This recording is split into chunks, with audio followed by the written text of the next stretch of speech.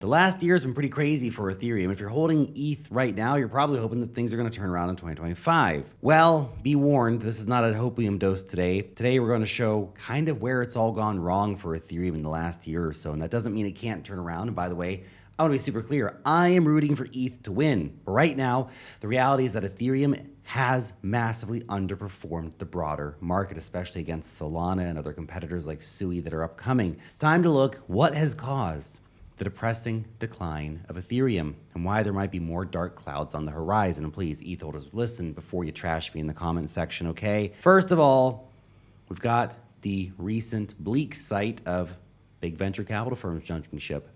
What I'm referring to is news this month of Galaxy Digital dumping Ethereum, some of its stack at least, in favor of Solana. Reports that over $100 million worth of their ETH was sold and an equivalent amount of Solana was acquired. Then there's an observation that will not be a shock to anyone who actually uses Ethereum, which is that the main chain kind of sucks, man. Have you used Mainchain ETH recently?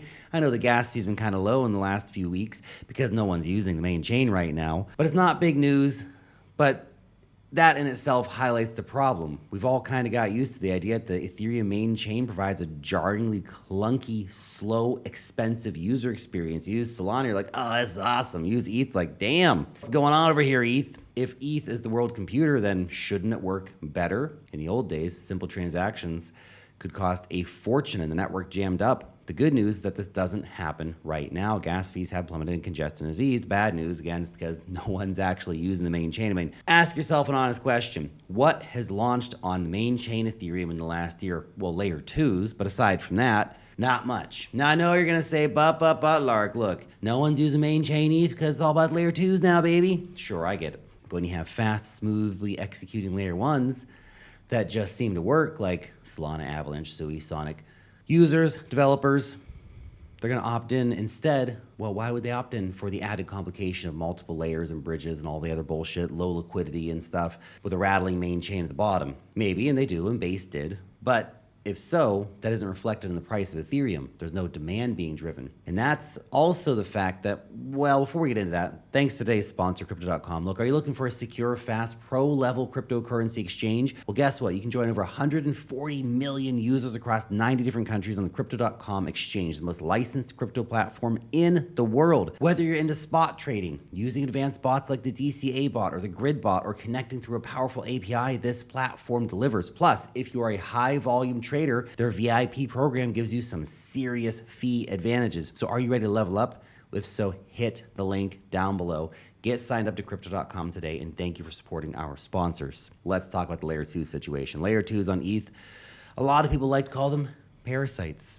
Pretty rough language there, strong phrase, but there's a description chosen here by Cardano founder Charles Hoskinson, Ethereum co-founder, by the way, who stated during an AMA recently that layer 2s are parasitic. They extract value from the main chain and will continue to suck out all of the alpha from ETH. Vitalik chose the wrong idea. Instead of going for layer 2s, it should have scaled layer 1. That wasn't the worst of it, as he predicts Ethereum may not last more than 10 to 15 years because they have the wrong accounting model, they have the wrong virtual machine, and they have the wrong consensus model. Now, to be fair, that's the founder of Cardano saying that. He's talking his books. But he did directly compare Ethereum, MySpace, BlackBerry. Once hot tech titans that were the kings of the world and are now completely irrelevant. Related to Hoskinson's view, it's notable that there have been no big launches on the main chain in a pretty long time. The last major one was restaking protocol Eigenlayer in fucking 2023. Like nothing happened on ETH in 2024. Let's be honest, does Eigenlayer even seem like a game-changing kind of protocol? No, it's lame. I'm gonna restake my Ethereum and data availability. ETH as an investment, it's the second biggest crypto by market cap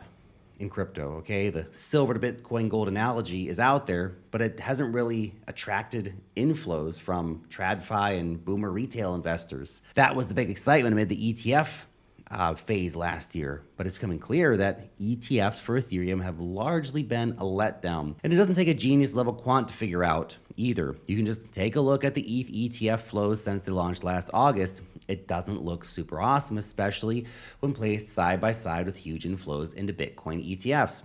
Look at last week. We had over $3 billion into Bitcoin and about $140 million into ETH. Yes, there have been recent inflows into Ethereum. Okay, all cryptos are rallying, somebody's buying ETH. But assets under management across all ETH ETFs is now below the level when they first launched, due to grayscale dumping, obviously, but as opposed to Bitcoin, which has soared dramatically. It's up to $40 billion now. Can ETH improve from here? Well, at a technical level, yes. Okay, Ethereum can and will improve, but scaling is not around the corner. It could be years away, might be sooner for some improvements. Vitalik Buterin recently proposed swapping out the EVM, the Ethereum Virtual Machine, for a framework called RISC-V instead in order to improve efficiency at the execution layer. But that's a long-term suggestion coming when other chains are already operating efficiently, already eating ETH lunch. This should have been implemented last year, not 2 or 3 years from now. Positive side, there's also potential to boost transaction speeds by increasing gas limits. Although overall, it seems like ETH is being held up largely by old whale money that remains invested on chain, and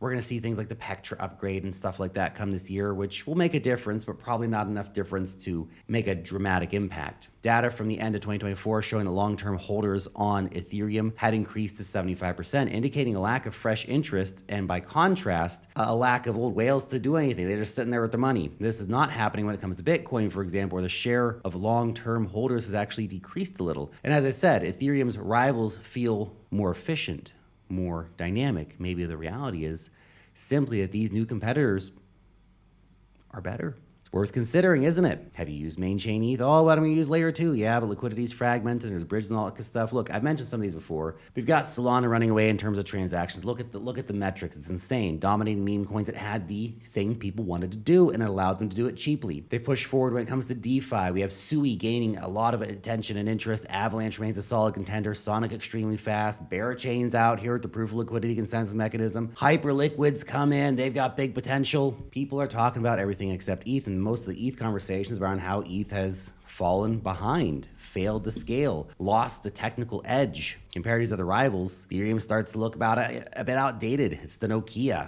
You wonder where it can go from here. Bitcoin, of course, is older, but it doesn't have the same problem as Ethereum because it's not supposed to do anything that Ethereum is intended to do. Bitcoin's not for smart contracts. Bitcoin just Bitcoin. Sits there, Bitcoins. Ethereum's not so unique anymore. And when you consider where attention is flowing this cycle, the only time it goes in Ethereum's direction, again, seems to when there's disagreements about what Ethereum needs or why the Ethereum Foundation isn't doing more. And there's been movement in that, and the Ethereum Foundation's heard the criticisms, and they're responding to that. But is it too little too late? Is Ethereum already so far behind the curve in one of the world's fastest moving, most competitive industries that they're going to fall by the wayside? That's an interesting conversation to have with yourself. Now, it's very different from how things were just a few years ago. Right? ETH was the center of the universe, man. Bull market froth, it was ETH, baby. We had DeFi, we had NFTs. It was the high times, man. The ETH dominance would never end. It was gonna flip frickin' Bitcoin. Now look at it. We're thinking, damn, could it even maintain its number 2 spot? Is Solana gonna flip? Is XRP gonna flip it? Come on. Optimism for the chain's future was absolutely sky high back then. Now it's abysmally low. Who knows? Maybe that kind of euphoria for Ethereum will return, and this current sentiment is just the market low, and we're going to pop up higher from here. We have the Pectra upgrade coming. We have the Fusaka upgrade coming. They're going to make the main ETH chain better this year. The Gigabrain nerds over at Ethereum are some of the most thick glass autists, geniuses in the world. Have you seen Vitalik? Come on, man, that dude's like a hardcore nerd. There's hope still, right? Institutions are still choosing Ethereum largely for launching their big institutional products. And yeah, ETF flows have been lame, but it doesn't take a lot to spark interest and see those pop up.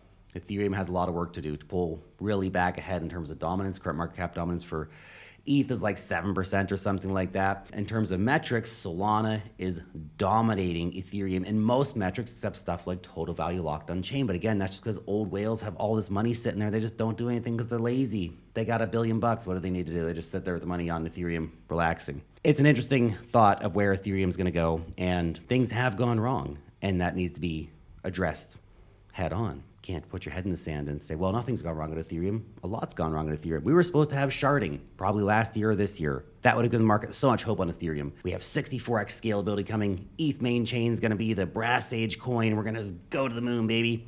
Instead, they dropped that quietly.